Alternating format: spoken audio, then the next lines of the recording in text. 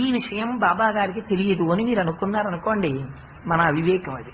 ఒక ఆవిడ బయట నా దగ్గర మంత్రోపదేశం పొందడం కోసమని ఆహారం మానేసి హఠం చేసి 3 రోజుల నుంచి కూర్చుంటోందన్న విషయం బాబా గారికి తెలుసు.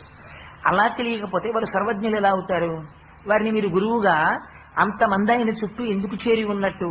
ఆయన గురువుగా కావాలని ఆవిడ ఎందుకు అడిగినట్టు? కాబట్టి ఆయనకి తెలుసనే రూఢి, లేకపోతే విశ్వాసమే పోయినట్టు. వారు జోక్యం చేసుకోలేదు. ఎవరు జోక్యం చేసుకున్నారంటే శ్యామ అన్నవారు జోక్యం చేసుకున్నారు. వారు మసీదుకి ఉండేటటువంటి గోడకి చేర్చి ఉన్నటువంటి ప్రాథమిక పాఠశాలలో అధ్యాపకుడు. ఆయన బాబాగారు వచ్చినప్పటి నుంచి కూడా షిరిడి ఆయన అంతేవాసిగా మెసలుతున్నారు. అందుచేత వారికి కొంచెం స్వతంత్రం ఉంది బాబాగారి దగ్గర మాట్లాడడానికి. అందుకని వారన్నారు, బాబా మీ దగ్గర మంత్రోపదేశం పొందాలని ఈ వృద్ధురాలు ఎంతగానో వ్యగ్రత పొంది ఉంది. మీరు మంత్రోపదేశం చెయ్యకపోతే